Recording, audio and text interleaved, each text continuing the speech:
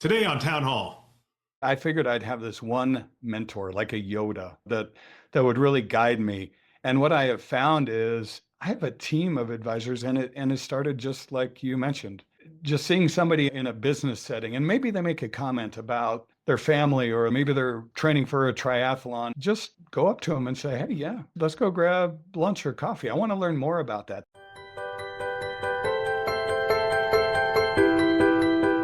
My name is Bill Russell. I'm a former CIO for a 16 hospital system and creator of This Week Health, where we are dedicated to transforming healthcare one connection at a time.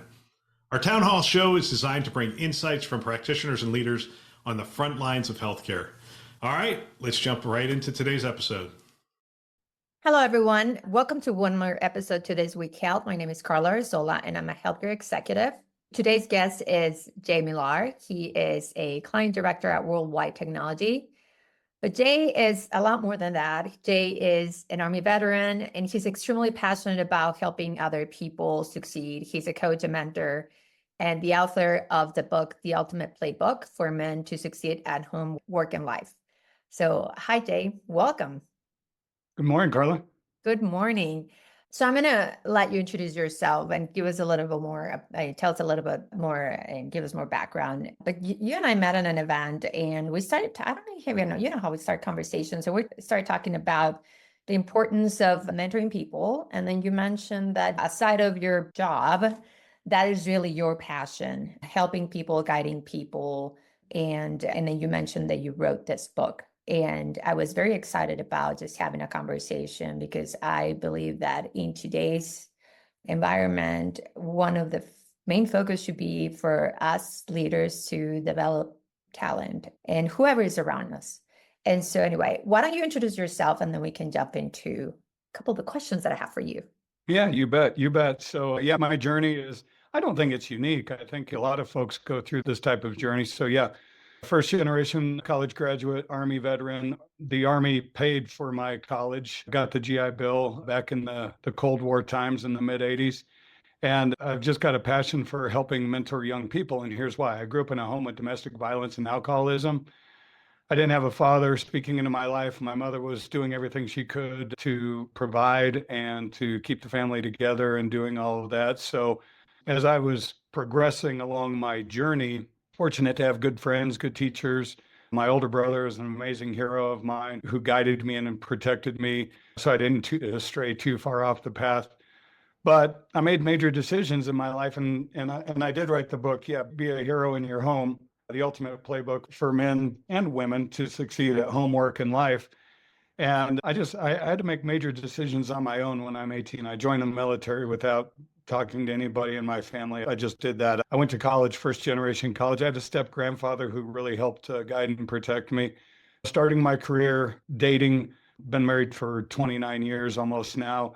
Very blessed and fortunate there. But in my 20s, I was trying to figure things out. And I was pretty mad. I was mad at my dad in the sense like, hey, where are you? I'm trying to make all these big decisions in life on how to grow my career, how to build my finances, how to be around the right people, build my faith, all those things. And the world didn't think I was mad, but inside I was just kind of like really upset about it. So I'll do a spoiler alert for the first five pages of the book. I tell a story about a really crappy proposal that I made to my wife to ask her to marry me. Despite my crappy proposal, she said yes.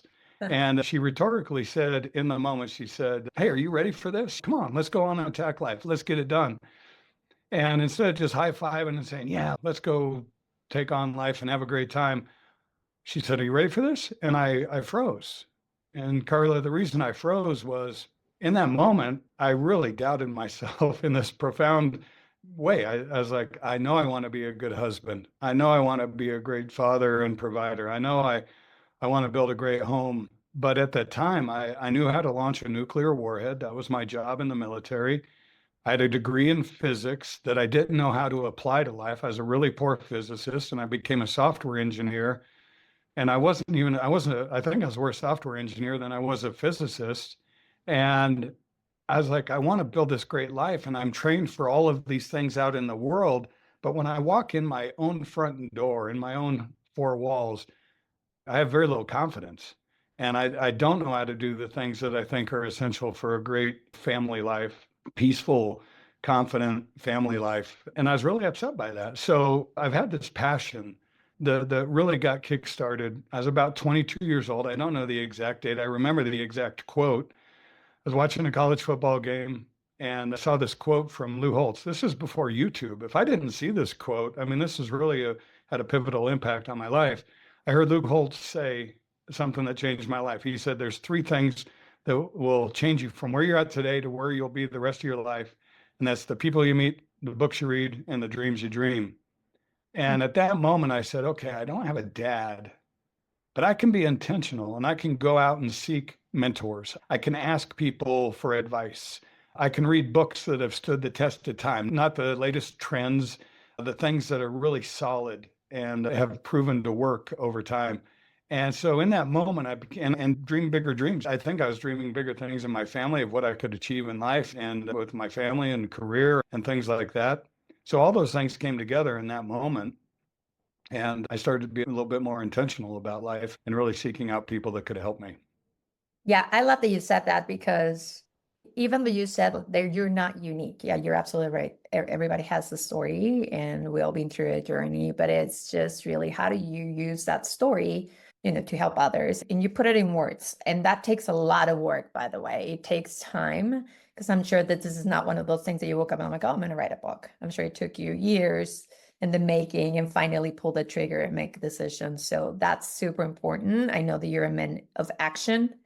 And this is what you talk about in your book, right? It's not just about learning the theory and learning the concepts, but it's really taking action and making it, you're the only one that can change your life. So a couple of things. I know that your title is specific, it's men, and you said men and women, and you're right. All the principles applies for both.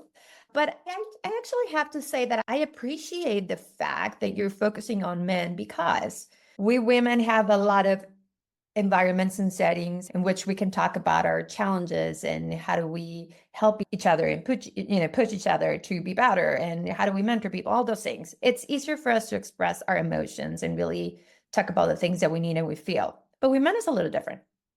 Men is a little different. I feel that historically, men is a strong figure, and you can't be sad, and you have to be the provider, and you have to figure it out for you, your kids, and all these things. I mean, moms too, because I am a daughter of a single mom. So I can relate to what you're saying. And my mom, she guided me up to a point, and then it was up to me to figure it out. What else do I need to do? However, going back to what I was saying, I feel like there's a lot of settings for women, not necessarily for men. Men are like, I am the CEO, the CIO, it's like the title sometimes is what men feel like is their persona, which it's really not. Like you talk about army kids or we talk about sport athletes, then what happens after, right? Nobody trains you to be that. So is that the reason why you focus on men? And what is your take on that? Yeah, I think, well, men are in danger. And I have three grown sons that are in their 20s. They're all married and on their way. Very proud of them. Couldn't be more proud of them. They're doing a great job in life, being very intentional about life. But men are in danger. I mean, I think a lot of society is in danger for many reasons, but I don't have the statistics in front of me. I do have them in the book. 5 times more likely to commit suicide, 6 times more likely to be in violent situations, 10 times more likely to be in substance abuse. 14 of the 15 top diseases that people pass away from, men pass away from those much more frequently than women. So men are in danger. College attendance rates are down, things like that. There's a lot going on. It's very complex. So I do want to challenge men to step up and to lean in and to say that, hey, there is hope. There is a plan. And you couple that with divorce rates that haven't fully changed a lot over the last 30 years, 40 to 50%, depending on what you look at. But kids, men and women, boys and girls growing up in households without an intentional father, those rates are increasing as well. So it's really a call to action for men to really say, hey, you can lean in, you can have a plan, you can get training to be successful inside your home. And the reason I wrote it down is I was 50 years old at the time when it really happened. And I was like, okay, if I could go back and talk to my 20-year-old self, what would I tell myself? And I'd been mentoring men for years, been a part of men's groups. And the things that young men were asking were the same over and over. Hey, how do I build a career? How do I build my finances? I need a friend group. I need some support during times when I'm in need. How can I take care of my mental and physical health and well-being and spiritual health? So, I mean, all of these themes were consistent over and over. So you combine that thought of writing a letter to your 20-year-old self. And then I thought, I've got a 20-year-old son. My oldest son was 20 years old at the time. So that was the catalyst to put it into a book form.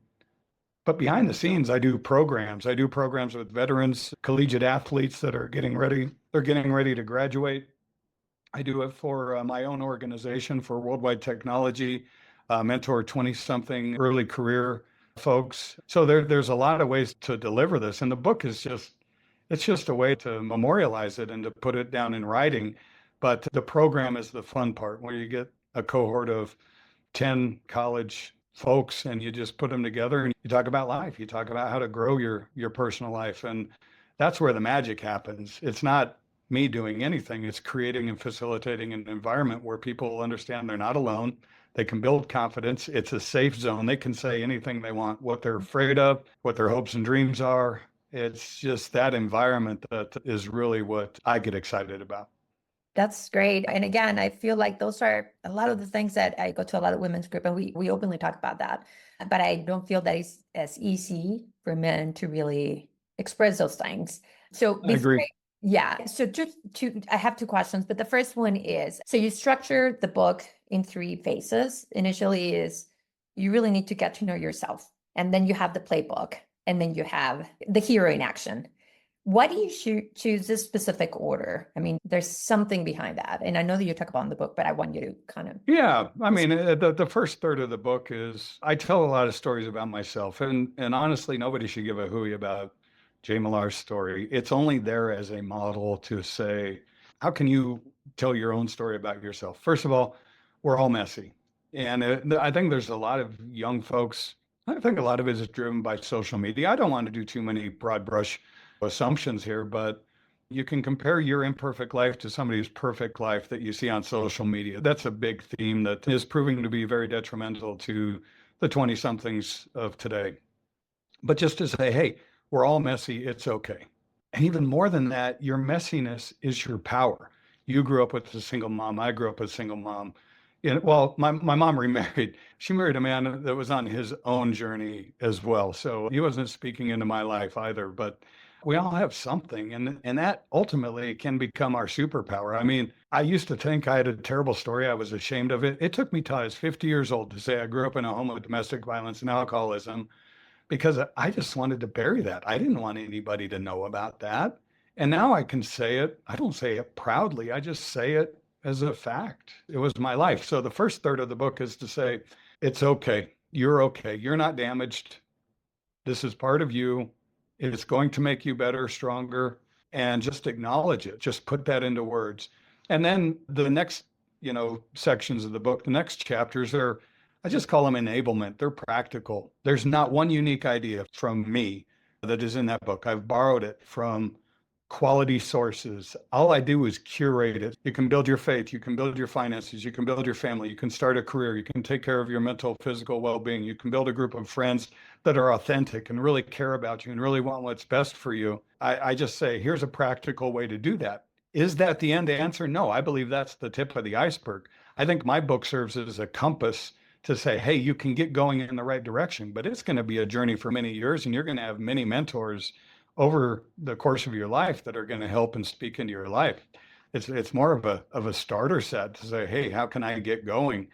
And then the call to action is to say, yeah, what are you going to do? Where are you going to start? It's overwhelming after you read the book, and it's a very light read, I believe. It's very easy to read, but just pick one thing.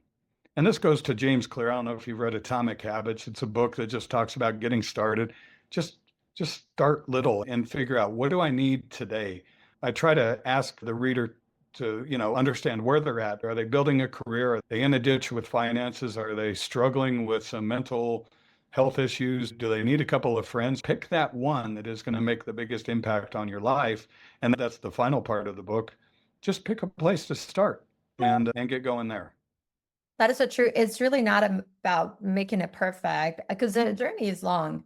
It's just really about making progress. I was actually talking to one of my other colleagues, and another super impressive story, and at some point we'll hear about it, but she climbed Everest.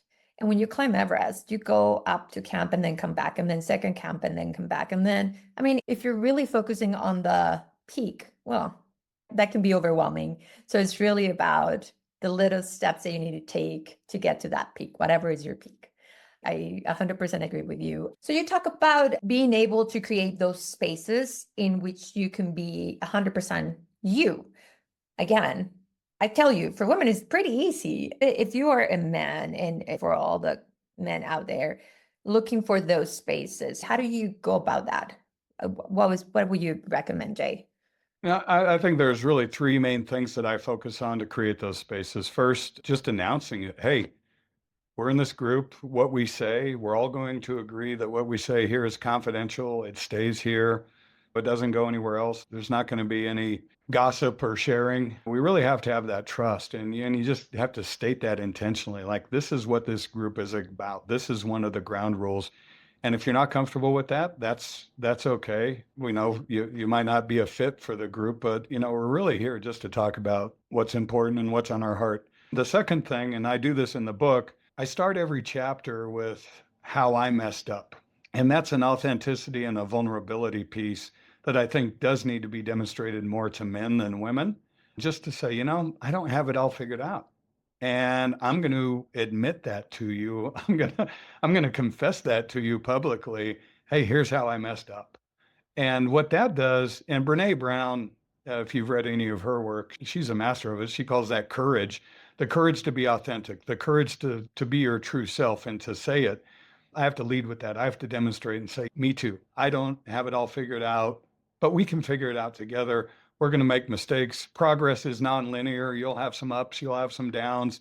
But overall, you want the trajectory to be, we'll just say, up and to the right, as we say in business and all the graphs that we try to put on our fancy PowerPoints, right? So lead with intentionality of saying this is a group is the first one. Being authentic is the second one. And then finally, just inviting the group to say, to be themselves and let them know that they're not going to be judged. And if you put those three ingredients together, people will open up. I mean, even with my three sons, with men, it's even a little trickier sometimes. You can't sit down for a cup of coffee and say, hey, let's talk about your feelings. That just doesn't feel normal. That doesn't feel natural. So you can do something. You can do it in activities, events. You can just go on a walk. I mean, shoulder to shoulder is so much more effective, I think, a lot of times to get a relationship going with men than the face-to-face across the table. Just walking and saying, driving with my kids, we used to drive in the car. You've probably experienced this in your family. You're driving and your shoulder all looking forward, and different conversation comes out than when you're looking at each other eye to eye. With boys, and my boys enjoy athletics and playing games, golf, tennis, baseball, pickleball, playing catch in the backyard. That was the magic. I'd say, hey, let's go play catch in the backyard. And they just start talking in a very different way as young men than they would. And again, if I sat them down and said, hey, let's talk about what's going on here, it just kind of opens up their heart a little bit, less stressful for them. They open up a little bit more with activities and events. Yeah, you're so right. You're not going to sit down with them and say, well, let's talk about finance and health and all those. It's just, it has to be, and not only with your children, by the way, it has to be even with the people that you mentor at work. And that was my next question to you in terms of, I mean, you talk about finding mentors along the way. It doesn't have to be a formal mentor. It can be your coach. It could be your teacher. It could be your coworker. It could be many people. But it's really also up to us to identify when people need that mentorship and help them through the journey. How can we be intentional mentors and coaches? What do you think are some of the steps that we need to take to be really intentional about helping others? Because again, it can just be like, for instance, if it's our team, we're not going to sit down and, sit down conversation. When we talk about like a one-on-one, it just feels structured. And I remember I will tell my team, let's go for a walk. And Colorado is beautiful. And then when we'll do our one-on-one, it was really a walk around the hospital, around the park that was around there. And then we'll just chat about life. So And it just felt more open and normal and fluent. But what would you recommend us as leaders that we can intentionally do to find those opportunities to have those conversations and identify how can we really help others? That's a great question. And I think the answer is a little bit complex in a way that I think it's two-part. First, congratulations for doing one-on-ones and walking. I mean, that's beautiful. And I think that really does help develop relationships at the workplace and with teams. And you could do that as a mentor as well. You can say, hey, let's let's go grab lunch, or let's go for a walk and just talk about things. Tell me about your family. What's it like? What are you doing? Just understand outside of work. You're not talking about a project within their career field. You're talking about their life. And then you can talk about their hopes and their dreams and things like that. So I think it's two-part. One, you have to let folks know that, hey, you think mentorship is important, how it's impacted you. It goes back to that authenticity and vulnerability. You can tell a story like, hey, I didn't have it all figured out. I was really in this tough spot, and I found a mentor who really helped me through that tough time. You can tell that story and use that as a model. And I think that's the biggest piece, is just letting people know. That's why it's super easy for me. I can say, hey, I wrote a book about mentorship, and then all of a sudden people want to talk to me. And that's just the invitation that I provide. But secondarily, the candid truth is there's a lot of folks who I think would really benefit from some mentorship, but they're not open to it at the moment. And so you just try to, when the student is ready, the teacher will appear, that line. The mentee has to really want to engage in it as well. And what I found is, and that's what some of the cohort groups is, I cast a net out to, I'll say 50 folks, say, hey, we're going to do a program. We're going to do 7 to 10 people in this cohort. You broadcast it out to 50 people, and the 7 to 10 that show up are really the ones that are ready. They're the ones that are excited and have some things that they're open to talking about. And the others, you can't make it happen. You can't force it to happen. Early after I wrote the book and doing programs, I really struggled with that. I was like, man, there's like 2 or 3 people that I really care about, that I really think could benefit from this. And they weren't interested. And that's a tough knothole to work through as a mentor, but there's nothing you can do about it other than continue the invitation, be patient with them. Like, there was many mentors who were patient with me and watched me go through some times that I'm sure they thought they could help with. It's just being patient and kind and continuing to have an open door. And when they're ready, they'll walk through. You're 100% right. It's so interesting that you say that because, yeah, being all in that position, you're like, oh man, and you keep giving advice, and then the other person is like, yeah, I don't need your advice. Or they're just like, oh yeah, that's a great idea. But then they just go off in a different tangent. And it's a little bit frustrating, but you're right. It's about having patience and being kind to others and really continue to listen to what they have to say until you find the right opportunity to say, oh, maybe I can get myself through this specific situation and help them out. I was talking to one of my friends the other day, and she's like, Karla, I really need a mentor. And there's this woman, and we had a long conversation for like an hour, and I was just telling her and giving her some pointers and some struggles that she's having. And she's like, there's this woman at work that I really want her to be my mentor. Should I just go and ask her? And I'm like, Anna, what you're doing right now, asking questions and learning and being curious. I'm not your formal mentor, but I'm helping you out. So you don't have to ask people, hey, can you be my mentor? Just be curious and have conversations. Yeah, I think that's beautiful, Karla, because when I was in my 20s and I heard that Lou Holtz quote, 3 things that will change you most from where you are today to where you'll be 5 years from now is the people you meet, the books you read, and the dreams you dream. I figured I'd have this one mentor, like a Yoda, that would really guide me.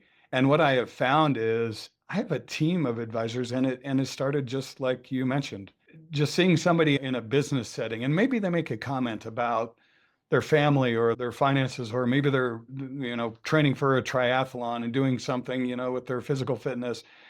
Whatever piques your interest, just go up to them and say, hey, yeah, let's go grab lunch or coffee. I want to learn more about that. That's interesting to me. What you're doing in your life. I'd like to learn just a little bit more about that. There doesn't have to be a formality of, will you be my mentor? And let's meet every 2 weeks, because those things generally did not work in my career. It's just developing a relationship, again, being authentic and being curious. I think that's the ultimate thing that a mentee needs to have to be successful is, hey, how did you figure it out?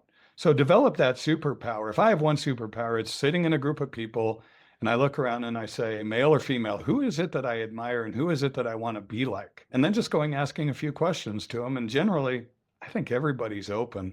If you go in a little bit open-handed and say, hey, I need a little bit of help or advice, everybody's going to respond to that I've experienced. Yeah, no, 100%. I feel like all of us are, a lot of us are very anxious to really establish those meaningful relationships and getting to know each other, just because it makes it a lot easier. And I also had to commend you for the other thing about focusing on men, by the way, that I was going to say is like me specifically, for instance, being in this industry where there's a lot of men, it is important also that men know how to coach women. It's not about just being able to have a conversation with another guy, because we know that the dynamics are different. But the fact that you're focusing on how do I develop this younger men to be able to feel comfortable with themselves and have those conversations and help others is not just because they're going to be helping other men, they're going to be helping other women and mentoring other women and helping other women. It's both. So again, I feel like sometimes because of the dynamics is a little different, it's harder to get closer and have those conversations with the men being a woman. But the fact that you're focusing on doesn't matter. You just, our responsibility is to help whomever's in front of us and provide those opportunities. I love that.